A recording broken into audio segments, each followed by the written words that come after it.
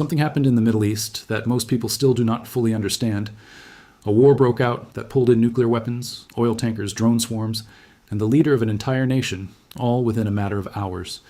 If you think you already know this story, stay with me, because the next 10 minutes will show you a layer of it that most headlines never explained. For years, Iran and Israel fought a quiet war. They used shadows instead of armies, assassinations instead of declarations, proxy fighters instead of soldiers in uniform. That quiet war ended the moment a new conflict erupted in late February of this year, one that historians may end up calling one of the most dangerous chapters of the 21st century. To understand why this war became so explosive, you need to understand what came before it. After the war in Gaza began in 2023, Israel and Iran slowly moved closer to direct confrontation. Israel struck Iranian targets inside Syria, including an attack on the Iranian consulate in Damascus. Iran responded with direct missile attacks on Israeli territory, something that had almost never happened openly before. Then came the killing of Hamas leader Ismail Haniyeh, an event that pushed tensions even higher. By 2024, missiles were already flying between the two countries, but that was only the warm-up. In June of 2025, Israel launched a massive surprise operation against Iran's military and nuclear sites. The United States soon joined with its own airstrikes on Iranian nuclear facilities. That clash, often called the 12-Day War, ended in a ceasefire. Many people believed that ceasefire would hold for years. It did not even last one. Here is where the story turns into something far bigger than a regional dispute. According to available reports, in February of this year, Israeli Prime Minister Benjamin Netanyahu pushed President Donald Trump for a joint military strike on Iran, this time aimed directly at its leadership. After high-level meetings, Trump approved the operation. It was given the name Operation Epic Fury. What happened next was not a normal military strike. It was something closer to a beheading of a government in a single night. On February 28th, the United States and Israel launched a coordinated assault on Iran. American warships fired long-range missiles. Stealth bombers struck underground facilities built specifically to survive an attack like this. At the very same time, Israeli jets carried out a wave of precision strikes inside Iran's capital. Within minutes, Iran's supreme leader, Ali Khamenei, was killed, along with several senior officials who were with him. It was one of the most significant leadership strikes in modern history. A man who had ruled Iran for over 3 decades was gone in an instant. But that alone would have been historic enough. There is another layer here that makes this moment even more serious. Iran did not collapse. It did not freeze. Within a short time, a new leader was named, Khamenei's own son, Mojtaba Khamenei. The regime moved quickly to show the world it was still standing, even after losing its most powerful figure. And almost immediately, Iran began striking back, not just at Israel, but across the entire region. If you are someone who tries to understand the world instead of just scrolling past it, this is exactly the kind of moment you need to sit with, because what happened next changed the shape of the whole Middle East. Iran's retaliation was enormous. Hundreds of missiles and drones were launched, not only toward Israel, but toward American bases and toward Gulf Arab states that have ties to the United States. According to reports, strikes hit targets in Bahrain, Jordan, Kuwait, Oman, Qatar, Saudi Arabia, and the United Arab Emirates. Even areas in the Kurdistan region of Iraq were hit. Some drones or missiles believed to be linked to Iran reportedly reached as far as Azerbaijan, Turkey, and a British military base on Cyprus. Think about that for a second. A conflict that began as a strike on one country's leadership turned, almost overnight, into a crisis touching more than a dozen nations. And then Iran made a move that hit the entire global economy at once. It moved to block the Strait of Hormuz, one of the most important oil routes on the planet. A huge share of the world's oil shipments passed through that narrow stretch of water every single day. The moment that route became unsafe, fuel prices began rising around the world. This was no longer just a war between two countries. It became a war that touched the wallet of nearly every person on Earth, whether they understood why or not. This is where most viewers think the story peaks, but the real danger may be something much bigger than missiles and oil prices. While the main war between Iran, Israel, and the United States escalated, a second front exploded at the very same time. The long, simmering conflict between Israel and Hezbollah in Lebanon turned into a full-blown war of its own. Israeli forces pushed deeper into Lebanese territory. According to reports, the fighting in Lebanon has killed more than 2,000 people, including both fighters and civilians. Entire neighborhoods were caught in the crossfire of a war within a war. And once you see that, everything starts to look different. This was never just an Iran versus Israel story. It became a story about how one decision, one single strike, can pull an entire region into chaos within days. If you are still watching, that means you already understand this is bigger than a typical news headline. So let's go deeper, because the consequences of this war reach far beyond the battlefield.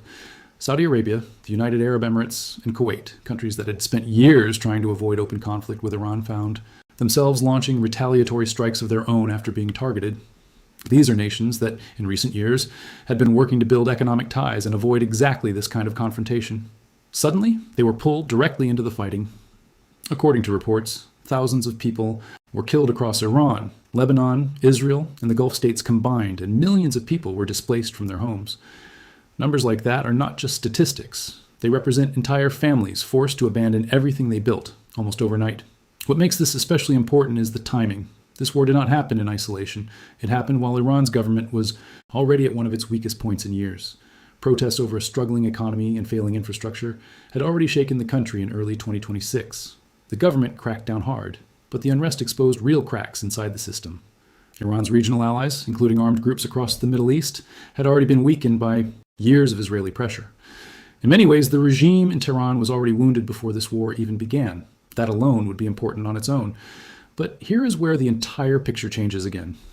Despite all of that weakness, despite losing its top leader, despite facing the combined power of the United States and Israeli militaries, Iran did not fall apart. It absorbed enormous damage and still managed to keep fighting for weeks. After more than 5 weeks of intense combat, the United States and Iran agreed to a ceasefire in early April. On the surface, that sounded like the end of the story. It was not. If you care about understanding power and pressure in the real world, this is the part you cannot skip. Because peace on paper and peace in reality are two very different things. After the ceasefire, the war did not truly stop. It simply changed shape. The two sides moved into a tense standoff over access to the Strait of Hormuz, the same waterway that had already shaken the global economy. Iran kept restricting movement through it. The United States maintained a military blockade around Iranian ports. Talks were happening, but so were continued strikes. For weeks, the world sat in a strange in-between state, technically not at full-scale war, but nowhere close to real peace either. This is the point most people miss. A ceasefire does not always mean safety. Sometimes it just means the next move is being carefully calculated instead of immediately fired. Eventually, after months of negotiation, mediated largely by Pakistan and Qatar, a new agreement began to take shape. In the middle of June, the United States and Iran confirmed a memorandum of understanding intended to formally end the fighting. The plan included reopening the Strait of Hormuz, lifting the American naval blockade on Iranian ports, and pausing military operations on multiple fronts, including in Lebanon. The signing was scheduled to take place in Switzerland. President Trump publicly celebrated the moment, declaring the deal complete and authorizing the reopening of global shipping through the strait. Oil prices dropped almost immediately after the announcement, a clear sign of just how much the world's economy had been holding its breath. But here is where you need to pay close attention, because this is the layer almost no one is talking about clearly enough. This agreement was not a full peace treaty. It was closer to a pause with conditions. The deal mainly addressed the immediate crisis, the blockade, the shipping routes, the active fighting. It did not resolve the core issue that started so much of this tension in the first place, Iran's nuclear program. The conversation was pushed into a second phase of negotiations, one that has not even begun in earnest. And second phases like this have a long history of falling apart. What makes this even more fragile is who was missing from the table. Israel was not officially a party to this deal. Prime Minister Netanyahu made it clear that while he and Trump agreed Iran must never be allowed to build a nuclear weapon, Israel viewed the terms of this agreement as deeply disappointing.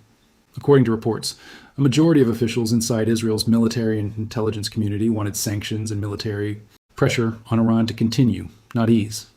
Some political voices inside Israel even argued that the outcome of this war was a strategic failure, despite the military victories on the battlefield. And that is where the entire story shifts into its most important meaning. Israel and the United States entered this war hoping that overwhelming force could break or even topple Iran's government. Instead, after losing its top leader, after suffering massive military losses, after watching its economy strangled by blockade, Iran's regime is still standing. A new leader is in place. A ceasefire is signed. And in many analysts' eyes, the Iranian government may emerge from this looking resilient rather than defeated. Think about what that actually means. A campaign built on the idea that crushing pressure equals political collapse did not produce political collapse. It produced survival. That is not a small detail. That is a signal about the limits of military force in changing political systems. A lesson with consequences far beyond Iran alone. If this is the kind of pattern you want to understand before it happens again somewhere else in the world, this is exactly why stories like this deserve more attention than a quick headline scroll. now widen the frame even further, because this war connects to something much larger than Iran and Israel. Israel is widely believed to possess a significant undeclared nuclear arsenal of its own, even though it has never officially confirmed this. Some experts argue that this imbalance, one side openly suspected of having nuclear weapons while pressuring the other side to never develop any, has actually fueled decades of distrust and a slow-motion arms race in the region. As long as that imbalance remains unresolved, any pause in fighting will always feel temporary, because the deepest source of tension was never really about this one war. It was about who gets to hold the most dangerous weapons on Earth and who does not. At the same time, the broader political map of the Middle East is shifting in real time. Even while this war was unfolding, there were renewed efforts to expand diplomatic agreements between Israel and other Arab nations, building on existing relationships with countries like the United Arab Emirates and Bahrain. Some reports suggest there were pushes to bring even more nations into similar agreements. In other words, while missiles were flying in one direction, diplomacy was quietly moving in another. War and deal-making were happening on the same map, almost at the same time. That contrast says everything about how modern geopolitics actually works. It is rarely just war or just peace. It is usually both, tangled together, shaping each other in ways that are easy to miss if you only watch the explosions and skip the diplomacy. So where does this leave the region right now, as the world watches a fragile agreement move toward a signature in Switzerland? The honest answer is uncertain, and that uncertainty itself is part of the danger. The ceasefire over Hormuz appears to be holding. For now, oil is moving again, and a formal signing date is set. But the unresolved questions are massive. Iran's nuclear ambitions remain on the table for a future negotiation that may never fully happen. Lebanon remains a fragile, damaged front, with Hezbollah's role in the region still unsettled. Israel remains publicly unhappy with a deal it was not even fully part of. And inside Iran itself, a new and untested leadership is trying to hold together a country that just absorbed one of the most devastating military campaigns in its modern history. If you are still here with me, that already tells me something about you. It tells me you are someone who wants to understand the world, not just react to it. So let's bring this all the way home. What this war revealed is bigger than any single battle or any single leader. It revealed how fragile peace really is in a region built on decades of distrust. It revealed how quickly a targeted strike can spiral into a multinational crisis, touching more than a dozen countries.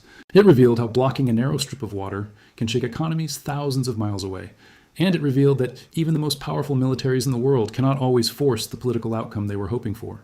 This is not a story that ends cleanly, because real geopolitics rarely does. The Strait of Hormuz may be open again. The missiles may have paused. But the deeper questions about nuclear weapons, about who controls the future of the region, about whether this fragile understanding becomes lasting peace or just a pause before the next eruption, those questions remain wide open. And that is exactly why this moment matters so much. Not because the fighting has fully stopped, but because the conditions that caused it have not disappeared. The pressure points are still there. The mistrust is still there. The weapons are still there. What changed is simply the temperature, not the underlying fault line. History tends to remember moments like this, not for how loud the explosions were, but for what they revealed about power, pressure, and the limits of force. This war revealed that even a devastating military campaign could not guarantee the political outcome its architects wanted. It revealed that economic weapons, like blockading a vital strait, can be just as powerful as missiles. And it revealed that in the modern Middle East, no single conflict ever truly stays contained to two countries alone. If this kind of breakdown changed how you see the situation, that is exactly the point. Because understanding moments like this, before they fade from headlines, is how you actually stay ahead of where the world is heading next.